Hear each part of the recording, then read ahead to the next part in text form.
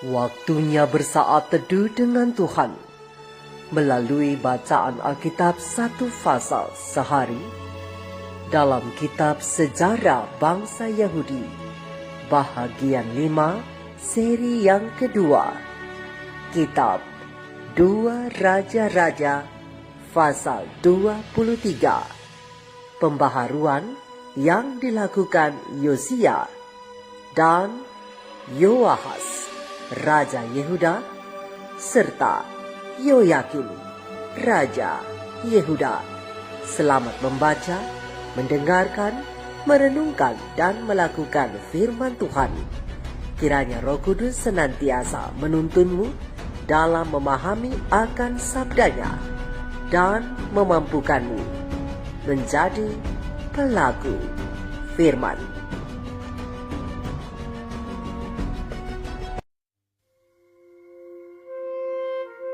Sesudah itu, raja menyuruh orang mengumpulkan semua tua-tua Yehuda dan Yerusalem. Kemudian pergilah raja ke rumah Tuhan, dan bersama-sama dia semua orang Yehuda dan semua penduduk Yerusalem, para imam, para nabi, dan seluruh orang awam, dari yang kecil sampai yang besar. Dengan didengar mereka, ia membacakan segala perkataan dari kitab perjanjian yang ditemukan di rumah Tuhan itu. Sesudah itu, berdirilah raja dekat tiang, dan diadakannyalah perjanjian di hadapan Tuhan untuk hidup dengan mengikuti Tuhan, dan tetap menuruti perintah-perintahnya, peraturan-peraturannya, dan ketetapan-ketetapannya, dengan segenap hati dan dengan segenap jiwa, dan untuk menepati perkataan perjanjian yang tertulis dalam kitab itu. Dan seluruh rakyat turut mendukung perjanjian itu. Raja memberi perintah kepada imam besar Hilkia dan kepada para imam tingkat 2 dan kepada para penjaga pintu untuk mengeluarkan dari bait Tuhan segala perkakas yang telah dibuat untuk Baal dan Asyera, dan untuk segala tentara langit. Lalu dibakarnyalah semuanya itu di luar kota Yerusalem, di padang-padang Kidron, dan diangkutnyalah abunya ke Betel. Ia memberhentikan para imam dewa asing yang telah diangkat oleh raja-raja Yehuda untuk membakar korban di bukit pengorbanan di kota-kota Yehuda dan di sekitar Yerusalem. Juga orang-orang yang membakar korban untuk Baal, untuk dewa matahari, untuk dewa bulan, untuk rasi-rasi bintang, dan untuk segenap tentara langit. Dibawanyalah tiang-tiang berhala dari rumah Tuhan keluar kota Yerusalem ke sungai Kidron. Lalu dibakarnya di situ dan ditumbuknya halus-halus menjadi abu. Kemudian dicampakannyalah abunya ke atas kuburan rakyat jelata. Ia merobohkan petak-petak pelacuran bakti yang ada di rumah Tuhan, tempat orang-orang perempuan bertenun sarung untuk Asyera. Disuruhnyalah datang semua imam dari kota-kota Yehuda. Lalu ia menajiskan bukit-bukit pengorbanan, tempat para imam itu membakar korban, dari Geba sampai Bersheba. Dirobohkannya pula bukit-bukit pengorbanan di pintu-pintu gerbang yang ada dekat lobang pintu gerbang Yosua, penguasa kota itu, yang ada pada sebelah kiri kalau orang memasuki pintu gerbang kota itu. Tetapi para imam bukit-bukit pengorbanan itu tidak boleh naik ke mezbah Tuhan di Yerusalem. Hanya mereka boleh memakan roti yang tidak beragi di tengah-tengah saudara-saudara mereka. Ia menajiskan juga Tofet yang ada di lembah Ben Hinnom, supaya jangan orang mempersembahkan anak-anaknya sebagai korban dalam api untuk dewa Moloch. Dibuangnyalah kuda-kuda yang ditaruh oleh raja-raja Yehuda untuk dewa matahari di pintu masuk ke rumah Tuhan, dekat bilik Natan Melech, pegawai istana yang tinggal di gedung samping. Juga kereta-kereta dewa matahari dibakarnya dengan api. Mesbah-mesbah yang ada di atas Sotoh, tempat peranginan Ahaz yang dibuat oleh raja-raja Yehuda, dan mesbah-mesbah yang dibuat Manasye di kedua pelataran rumah Tuhan, dirobohkan oleh raja dan diremukkan di sana. Lalu dicampakkannya abunya ke sungai Kidron.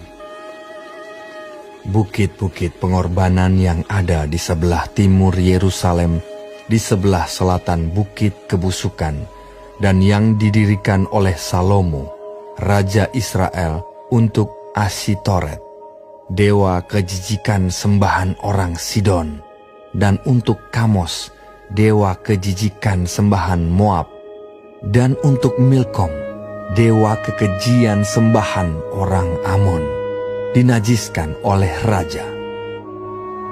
Ia memecahkan tugu-tugu berhala dan menebang tiang-tiang berhala. Lalu ditimbuninya tempat-tempat itu penuh dengan tulang-tulang manusia. Juga mesbah yang ada di Betel, bukit pengorbanan yang dibuat oleh Yerobeam bin Nebat yang mengakibatkan orang Israel berdosa.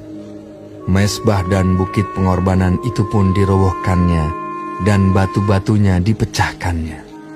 Lalu ditumbuknya halus-halus menjadi abu, dan dibakarnyalah tiang berhala. Dan ketika Yosia berpaling, dilihatnyalah kuburan-kuburan yang ada di gunung di sana. Lalu menyuruh orang mengambil tulang-tulang dari kuburan-kuburan itu, membakarnya di atas mesbah dan menajiskannya, sesuai dengan firman Tuhan yang telah diserukan oleh abdi Allah yang telah menyerukan hal-hal ini. Ia berkata, "Apakah tanda keramat yang kulihat ini?" Lalu orang-orang di kota itu menjawab dia, "Itulah kuburan abdi Allah yang sudah datang dari Yehuda, dan yang telah menyerukan segala hal yang telah kau lakukan terhadap mesbah Betel ini." Lalu katanya, "Biarkanlah itu. Janganlah ada orang yang menjamah tulang-tulangnya." Jadi mereka tidak mengganggu tulang-tulangnya dan tulang-tulang nabi yang telah datang dari Samaria itu. Juga segala kuil di bukit-bukit pengorbanan yang di kota-kota Samaria, yang dibuat oleh raja-raja Israel untuk menimbulkan sakit hati Tuhan, dijauhkan oleh Yosia, dan dalam hal ini ia bertindak tepat seperti tindakannya di Betel. Ia menyembelih di atas mesbah-mesbah itu semua imam bukit-bukit pengorbanan yang ada di sana, dan dibakarnya tulang-tulang manusia di atasnya. Lalu pulanglah ia ke Yerusalem. Kemudian raja memberi perintah kepada seluruh bangsa itu, "Rayakanlah Paskah bagi Tuhan Allahmu, seperti yang tertulis dalam kitab perjanjian ini." Sebab tidak pernah lagi dirayakan Paskah seperti itu sejak zaman para hakim yang memerintah atas Israel, dan sepanjang zaman raja-raja Israel dan raja-raja Yehuda.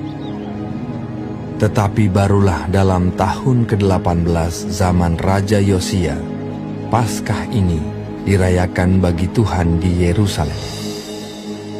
Para pemanggil arwah dan para pemanggil roh peramal, juga terafim, berhala-berhala, dan segala dewa kejijikan yang terlihat di tanah Yehuda dan di Yerusalem, dihapuskan oleh Yosia dengan maksud menepati perkataan Taurat yang tertulis dalam kitab yang telah didapati oleh Imam Hilkia di rumah Tuhan.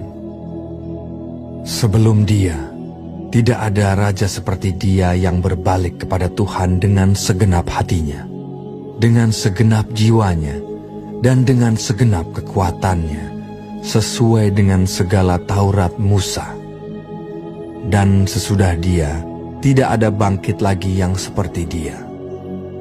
Tetapi Tuhan tidak beralih dari murkanya yang sangat bernyala-nyala itu, yang telah bangkit terhadap Yehuda, oleh karena segala sakit hatinya yang ditimbulkan Manasye. Lalu berfirmanlah Tuhan, juga orang Yehuda akan kujauhkan dari hadapanku, seperti aku menjauhkan orang Israel.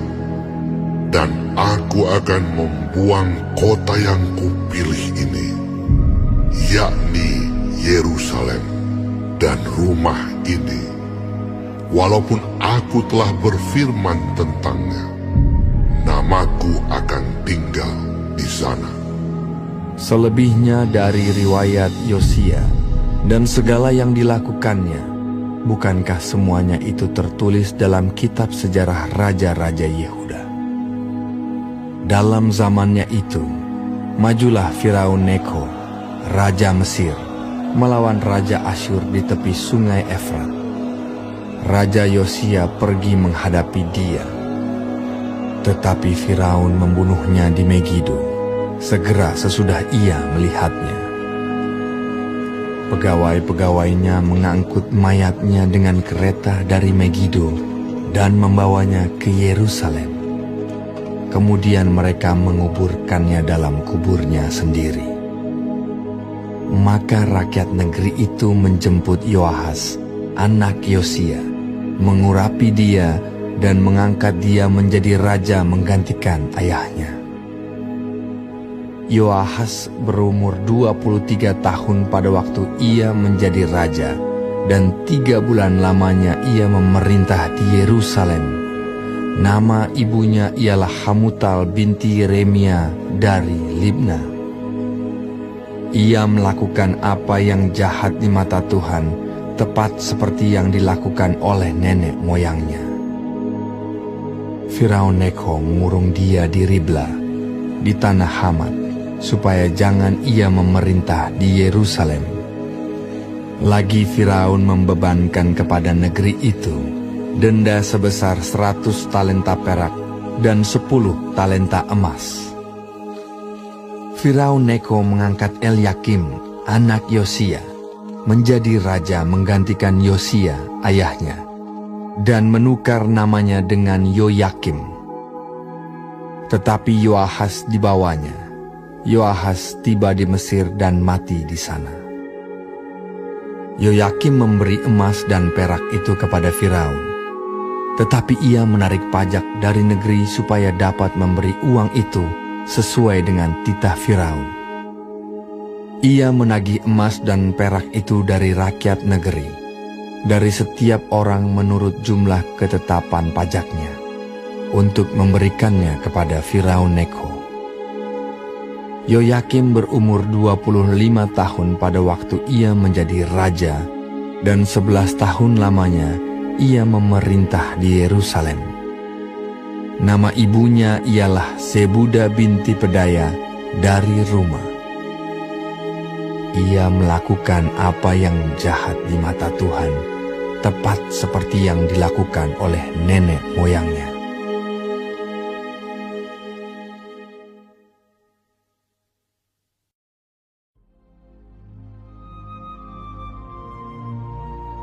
Kita telah menyelesaikan bacaan Alkitab 1 pasal sehari dalam kitab 2 Raja-Raja, pasal yang ke-23. Sedikit perenungan melalui pasal ini bersama terang kecil pena ilham ilahi roh nubuat, para nabi dan raja bab 33 lanjutan, kitab dan undang-undang. Terang kecil ini menjelaskan Raja Yosia harus membiarkan peristiwa-peristiwa yang akan datang kepada Allah. Ia tidak dapat mengubah pernyataan Yehova yang kekal, tetapi dalam mengumumkan hukuman pembalasan sorga, Tuhan tidak mencabut kesempatan untuk bertobat dan mengadakan pembaharuan. Dan Yosia di sini melihat kerelaan di pihak Allah menahan hukumannya dengan rahmat. Berketetapan membuat pembaharuan yang menentukan dengan segenap kuat kuasanya. Dengan segera, Raja Yosia mengadakan rapat besar di mana diundang ketua-ketua dan para penguasa di Yerusalem dan Yehuda bersama-sama dengan rakyat biasa. Orang-orang ini dengan para imam dan orang-orang Lewi bertemu dengan raja di halaman Bait Suci. Kepada perkumpulan yang besar ini, Raja Yosia sendirilah yang membaca segala perkataan dari kitab perjanjian yang ditemukan di rumah Tuhan itu. Terang besar Alkitab 2 Raja-Raja 23 ayat 2. Raja yang membaca itu sangat terkesan, lalu ia menyampaikan amanatnya dengan kesedihan hati yang hancur. Para pendengar sangat tergerak. Kehebatan perasaan tercermin di wajah raja itu. Kehikmatan pekabaran itu sendiri, amaran terhadap hukuman yang akan datang, segala perkara ini mempunyai akibatnya. Dan banyak orang yang menentukan untuk bersatu dengan raja dalam memohon pengampunan. Kini, Yosia menganjurkan supaya mereka yang menjabat kekuasaan tertinggi bersatu dengan rakyat dalam perjanjian hikmat di hadapan Allah, supaya saling bekerja sama dalam satu usaha untuk melembagakan perubahan-perubahan yang menentukan. Sesudah itu, berdirilah raja dekat tiang dan diadakannya perjanjian di hadapan Tuhan untuk hidup dengan mengikuti Tuhan dan tetap menuruti perintah-perintahnya, peraturan-peraturannya, dan ketetapan-ketetapannya dengan segenap hati dan dengan segenap jiwa, dan untuk menepati perkataan perjanjian yang tertulis dalam kitab itu.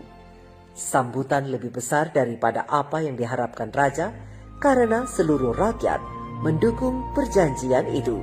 Terang besar Alkitab 2 Raja-Raja 23 ayat 3. Dalam pembaharuan sebagai tindakan selanjutnya, raja mengalihkan perhatiannya kepada pemusnahan setiap bentuk penyembahan berhala yang tersisa. Sudah begitu lama penduduk negeri itu mengikuti kebiasaan-kebiasaan bangsa-bangsa di sekeliling dalam menyembah patung yang terbuat dari kayu dan batu, sehingga tampaknya hampir tidak mungkin dalam batas kuasa manusia untuk melenyapkan setiap bekas kejahatan-kejahatan ini. Dengan tegas Raja Yosia menghadapi penyembahan berhala ini dengan membunuh semua imam bukit-bukit pengorbanan, para pemanggil arwah dan para pemanggil roh peramal, juga terafim, berhala-berhala, dan segala dewa kejijikan yang terlihat di tanah Yehuda dan Yerusalem dihapuskan oleh Yosia dengan maksud menepati perkataan Taurat yang tertulis dalam kitab yang telah didapati oleh Imam Hilkia di rumah Tuhan. Terang besar Alkitab 2 Raja-Raja 23 ayat 20 dan ayat yang ke-24. Pada zaman kerajaan itu terbagi berabad-abad sebelumnya, ketika Yerobeam bin Nebat yang dengan beraninya menentang Allah yang disembah Israel sudah berusaha untuk mengalihkan hati orang banyak jauh dari upacara-upacara bait suci di Yerusalem kepada bentuk perbaktian yang baru. Ia telah mendirikan sebuah mezbah di Betel yang tidak ditabiskan. Selama membaktikan mezbah ini, di mana banyak orang datang selama bertahun-tahun, hanyalah karena terpikat kepada praktik-praktik penyembahan berhala. Tiba-tiba muncullah di sana seorang utusan Allah dari Yehuda dengan kata-kata tuduhan terhadap upacara-upacara yang melanggar kesucian. Berserulah orang itu terhadap mezbah itu, katanya, "Hai mezbah, hai mezbah, beginilah firman Tuhan, bahwasanya seorang anak akan lahir pada keluarga Daud, Yosia namanya. Ia akan menyembelih di atasmu imam-imam bukit pengorbanan yang membakar korban di atasmu, juga tulang-tulang manusia akan dibakar di atasmu. Terang besar Alkitab 1 Raja-Raja 13 ayat 2. Pemberitahuan ini disertai dengan satu tanda bahwa perkataan yang diucapkan itu berasal dari Tuhan. 3 abad telah berlalu selama pembaruan yang dilancarkan oleh Yosia, maka raja itu mendapati dirinya sendiri berada di Betel, di mana mezbah kuno ini berdiri. Nubuatan yang diucapkan bertahun-tahun sebelumnya di hadapan Yerobeam kini digenapi secara harafiah. Juga mezbah yang ada di Betel, bukit pengorbanan yang dibuat oleh Yerobeam bin Nebat yang mengakibatkan orang Israel berdosa, mezbah dan bukit pengorbanan itu pun dirobohkannya dan batu-batunya dipecahkannya, lalu dirobohkannya halus-halus menjadi abu dan dibakarnyalah tiang berhala itu. Dan ketika Yosia berpaling, dilihatnya kuburan-kuburan yang ada di gunung di sana, lalu menyuruh orang mengambil tulang-tulang dari kuburan-kuburan itu, membakarnya di atas mezbah dan menajiskannya sesuai dengan firman Tuhan yang telah diserukan oleh abdi Allah yang telah menyerukan hal-hal ini. Ia berkata, "Apakah tanda keramat yang kulihat ini?" Lalu orang-orang di kota itu menjawab dia, "Itulah kuburan abdi Allah yang sudah datang dari Yehuda dan yang telah menyerukan segala hal yang telah kau lakukan terhadap mezbah Betel ini." Lalu katanya, "Biarkanlah itu. Janganlah ada orang yang menjamah tulang-tulangnya." Jadi mereka tidak mengganggu tulang-tulangnya dan tulang-tulang nabi yang telah datang dari Samaria itu. Terang besar Alkitab 2 Raja-Raja 23 ayat 15 sampai 18. Di atas lereng Gunung Zaitun, berhadapan dengan bait suci Yehova di atas Gunung Moria, terdapat kuil-kuil dan patung-patung berhala yang ditempatkan Salomo di sana untuk menyenangkan istri-istrinya yang menyembah berhala. Lihat terang besar Alkitab 1 Raja-Raja 11 ayat 6 sampai 8. Sudah sampai 3 abad lamanya patung-patung berhala yang dibuat dengan kesalahan besar telah berdiri di atas gunung kejahatan, menjadi saksi bisu terhadap kemurtadan Raja Israel yang paling pintar. Yang ini pun semuanya dilenyapkan dan dihancurkan oleh Yosia. Salomo membangun kuil-kuil dan berhala-berhala untuk disembah istri-istrinya. Sang raja bertindak lebih jauh untuk membangun iman Yehuda kepada Allah nenek moyang mereka dengan mengadakan pesta Paskah yang besar sesuai dengan ketentuan-ketentuan yang terdapat di dalam kitab undang-undang itu. Persiapan dilakukan oleh mereka yang memangku tanggung jawab mengatur acara-acara kudus, dan pada hari besar pesta itu persembahan-persembahan diadakan dengan bebas, sebab tidak pernah lagi dirayakan Paskah seperti itu sejak zaman para hakim yang memerintah atas Israel dan sepanjang zaman raja-raja Israel dan raja-raja Yehuda. Terang besar Alkitab 2 Raja-Raja 23 ayat 22. Tetapi kegiatan Yosia, walaupun berkenan kepada Allah, tidak dapat menebus dosa generasi-generasi yang lalu, maupun kesalehan yang ditunjukkan oleh para pengikut raja tidak dapat lagi menghasilkan perubahan dalam hati banyak orang yang dengan keras kepala menolak untuk berbalik dari penyembahan berhala kepada perbaktian kepada Allah yang benar. Untuk selama lebih dari 1 dekade mengikuti perayaan Paskah itu, Yosia terus memerintah. Pada usia 39 tahun, ia menemui kematian dalam pertempuran dengan pasukan Mesir, lalu dikuburkan di pekuburan nenek moyangnya. Seluruh Yehuda dan Yerusalem berkabung karena Yosia.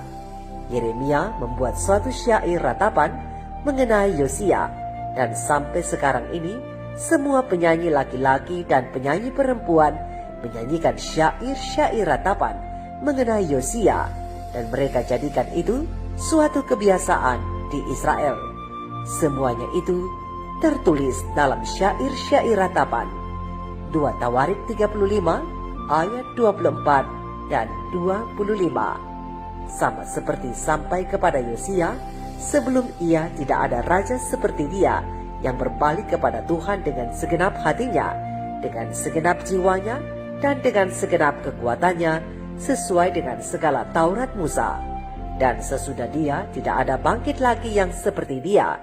Tetapi Tuhan tidak beralih dari murkanya yang sangat bernyala-nyala itu, oleh karena segala sakit hatinya yang ditimbulkan Manasye. Terang besar Alkitab 2 Raja-Raja 23 ayat 25 dan 26. Waktunya tiba dengan cepat ketika Yerusalem akan dibinasakan dengan tuntas dan para penduduk negeri itu dibawa dengan tertawan ke Babylon. Di sana mereka harus mempelajari pelajaran yang mereka tidak mau pelajari dalam keadaan-keadaan yang lebih menyenangkan. Saudara dan saudariku, lihatlah seluruh isi Alkitab. Tidak ada dusta dan kalimat-kalimat yang tidak penting masuk di dalamnya. Oleh sebab itu, ketika Tuhan mengumumkan firman-Nya, manusia harus belajar mendengarkannya. Manusia harus belajar merespon di dalam ketaatan dan pertobatan secara konstan setelah mendengar firman Tuhan. Firman Allah adalah perkataan yang kekal. Tuhan tidak berfirman hanya untuk memenuhi kebutuhan satu zaman. Tuhan menyatakan firman-Nya yang kekal dan penuh dengan wewenang untuk seluruh masa. Karena itu, renungkanlah bagian-bagian dari pasal ini, dan haruslah itu membuat kita semakin mengagumi firman Tuhan. Alkitab adalah firman Allah yang terus berbicara sepanjang sejarah. Biarlah sambutan kita kepada firman-Nya boleh menyenangkan hatinya. Hal berikutnya yang dapat kita renungkan adalah bahwa Tuhan tidak menginginkan umat-Nya melupakan identitas utama mereka sebagai umat tebusan. Bagaimana mungkin umat-Nya dapat mengingat bahwa mereka adalah kaum tebusan jika konsep penebusan yang Allah nyatakan tidak mereka pahami? Itulah mengapa perayaan Paskah dilakukan oleh orang Israel. Itu dilakukan supaya mereka mengingat bahwa mereka adalah umat yang ditebusnya. Demikian juga dengan kita saat ini yang hidup di akhir zaman, adalah bahagian dari orang-orang yang telah ditebus oleh darah Kristus. Haruslah kita mengingat arti penebusan itu melalui sambutan kita kepada firman Allah. Seberapa besar penghargaan dan sambutan kita untuk firman yang telah Allah nyatakan pada hari ini? Mari kita renungkan ini bersama. Tuhan Yesus memberkati. Shalom.